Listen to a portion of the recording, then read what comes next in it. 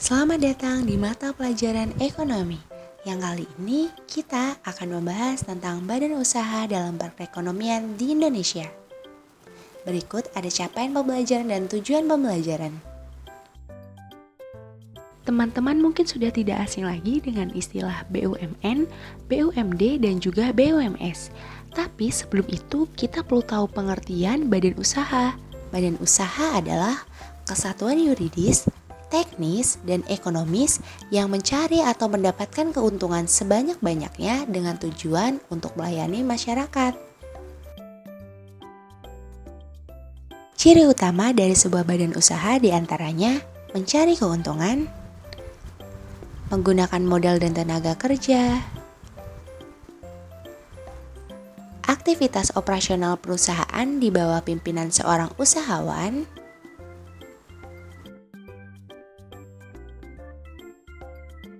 kita tahu tentang apa itu badan usaha, yuk kita bahas satu persatu. Yang pertama ada BUMN. BUMN adalah badan usaha milik negara yang seluruh kepemilikannya dimiliki oleh negara Republik Indonesia. Ciri utama dari sebuah BUMN ini adalah yang pertama, sumber penghasilan negara. Menjadi stabilisator perekonomian dalam rangka mensejahterakan rakyat dan membuka lapangan kerja.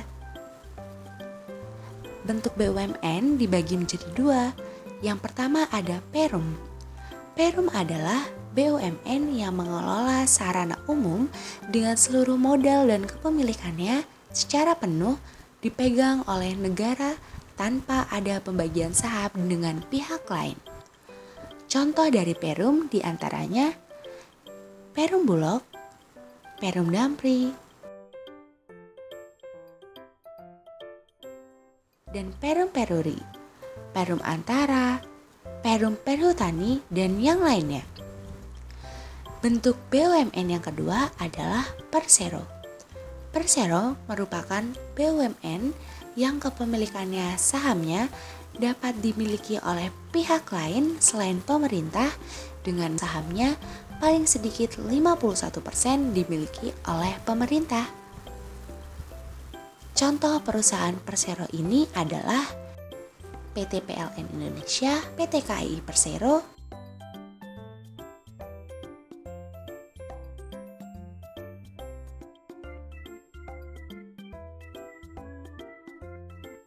PT BRI, PT Kimia Farma, PT Pertamina.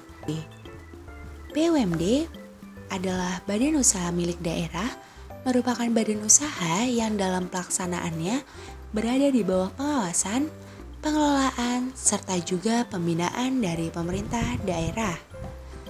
BUMD ini memiliki banyak tujuan, diantaranya mengembangkan perekonomian daerah serta negara, memengaruhi kebutuhan masyarakat. BUMD ini lebih banyak bergerak di bidang transportasi umum, seperti contohnya Transjakarta, perbankan seperti contohnya Bank Jateng, dan penyediaan air bersih atau PDAM. Selanjutnya ada badan usaha milik swasta. Adalah badan usaha yang dimiliki dan dioperasikan oleh sektor swasta atau individu, bukan oleh pemerintah. Ciri utama yakni seluruh keuntungan menjadi hak pemilik perusahaan, beroperasi di banyak sektor bisnis dan ekonomi. Contoh dari perusahaan BUMS ini adalah PT Mayora Indah Tbk, PT Indofood, PT Astra Honda Motor, dan yang lainnya. Apa yang kamu ketahui tentang koperasi? Ribet, kuno, atau nggak tahu? Itulah 3 alasan utama mengapa sebagian masyarakat lebih memilih meminjam uang kepada rentenir daripada koperasi. Tapi tahukah kamu bahaya meminjam uang kepada rentenir? Ya, bunga berlipat, jatuh tempo yang tidak jelas, cara menagih yang tidak ramah, bahkan tempat usaha bisa direbut paksa. Lalu bagaimana dengan koperasi? Mari kita cari tahu lebih dalam.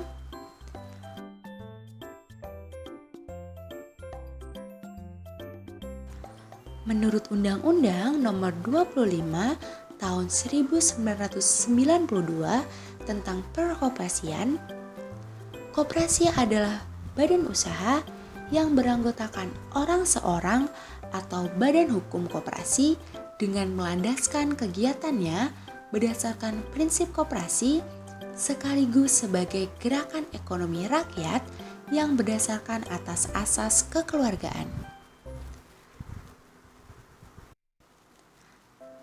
Ada 7 prinsip koperasi, yaitu keanggotaan bersifat sukarela dan terbuka, pengelolaan dilakukan secara demokratis,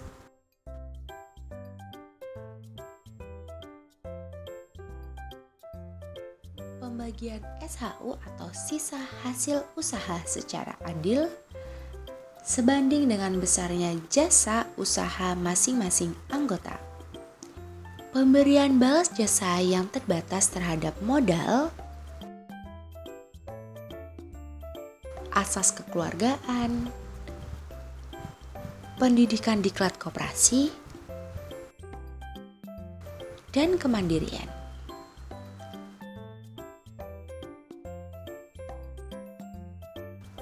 Ada 5 jenis koperasi.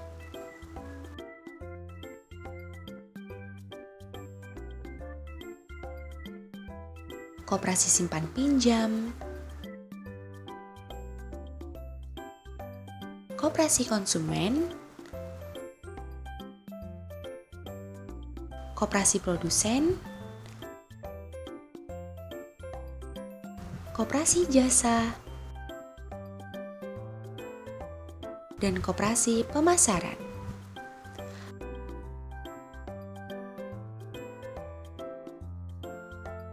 Fungsi sederhana koperasi adalah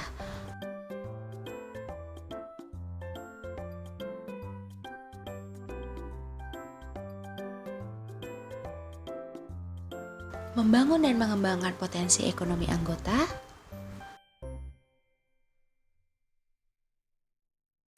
berperan aktif mempertinggi kualitas kehidupan anggota,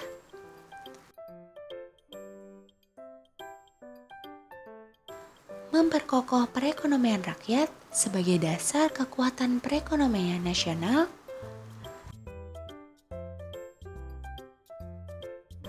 mewujudkan dan mengembangkan perekonomian nasional yang berdasarkan atas asas kekeluargaan dan demokrasi ekonomi.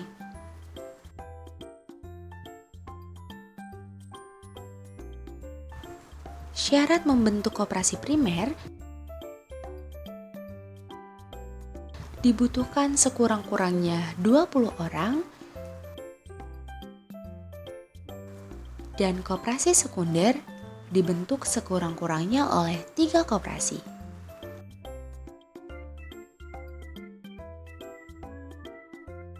Pembentukan koperasi dilakukan dengan akta pendirian yang membuat anggaran dasar.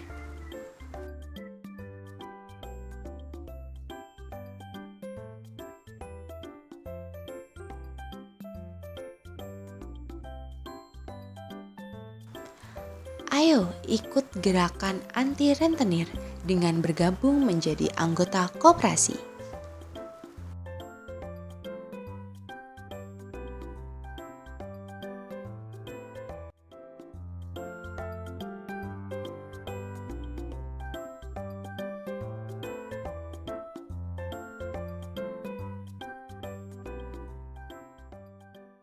Sekian pembahasan badan usaha dalam perekonomian yang ada di Indonesia.